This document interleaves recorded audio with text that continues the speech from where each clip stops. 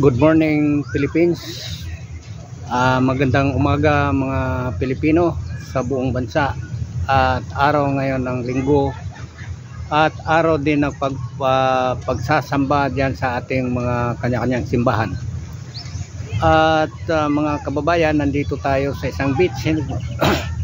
Nandito tayo sa isang resort upang magpahinga at takasan natin ang magulong politika diyan sa ating bayan.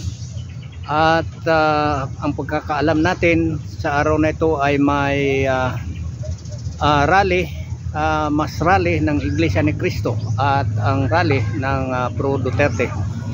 Ang pagrarally ng pagpaliwanag ko lang, ang rally nitong Iglesia ni Cristo pagsuporta sa pag-speech, pagsuporta sa public panawagan ni Presidente Marcos, ang hindi pag-speech impeach kay BP Sara.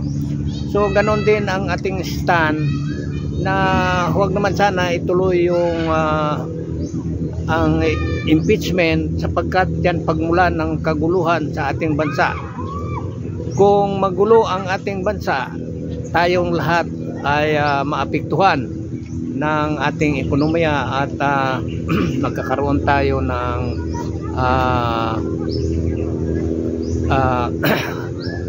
crisis dito sa ating bansa, security crisis, at ang ating ekonomiya ay maaring babagsak sapagkat pag nagkagulo ang ating bansa dahil sa atin ay magkakaroon ng food supplies in demand na ito'y magkakaroon ng deflation. So sagana sa akin mga kaibigan, nanawagan tayo sa ating mga kapatid, lalong-lalo na rito sa ating mga kapatid dito sa mga DDS, at huwag na lang natin siguro guluhin ang ating bansa.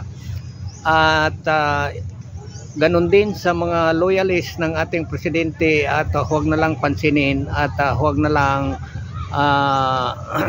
lang sigurong makigulo at pabayaan natin yung mga usapin na magresolba sa kanya-kanyang mga nag-create nitong ating kaguluhan.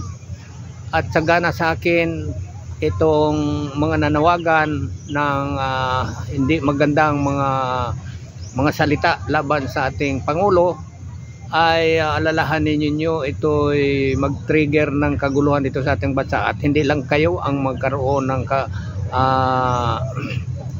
ng epekto sa inyong buhay ng inyong mga pamilya.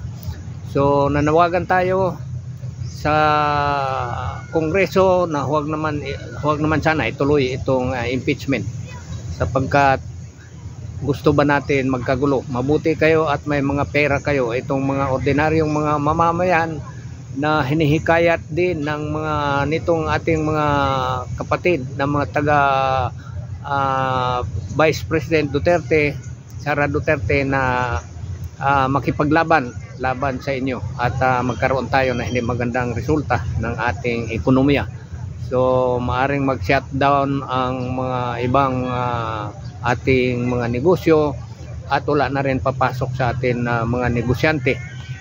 So kahit hindi mag-success yung ating gagawin, ay magkaroon pa rin ng epekto dito sa ating ekonomiya. So alalahanin natin na ang ating bansa ay napakalaking mga usapin bawat magkabilang panig. Ito'y sinasakyan dito sa third party, itong tinatawag nating dark horse ng ating bansa.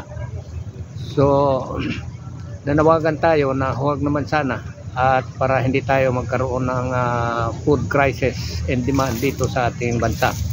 So nanawagan tayo mga kaibigan, mga kapatid kong mga Pilipino, huwag na nating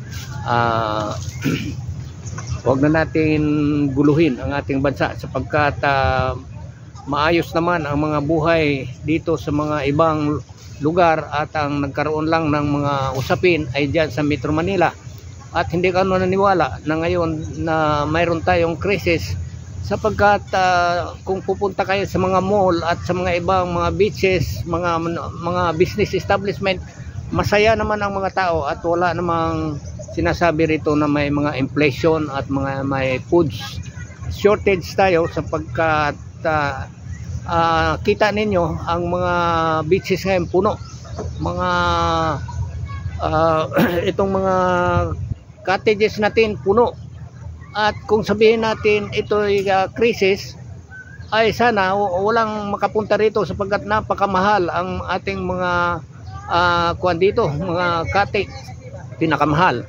At lahat kung susuriin natin at libutin natin ang buong bansa, masyadong crowded sa mga beaches, sa mga hotel, sa mga dyan sa may mga malls at sa lahat ng mga business establishment.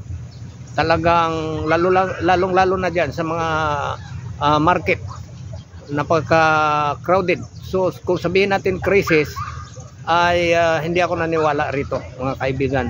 So ito lang ang aking panawagan, na huwag naman sana magkagulo tayo sapagkat kung nagkagulo tayo ay talagang mawawalan tayo. Yung iba mawawalan na ng trabaho sapagkat dahil sa kaguluhan na ito. Yung mga nanawagan ng kaguluhan ay tandaan ninyo ito, hindi kayo ang maapektuhan dito at kami lahat, tayong lahat mga Pilipino. So pananawagan natin sa ating mga kapatid at ayusin natin ito sa mga magandang pamaraan at huwag tayong masyadong agresibo rito sa ating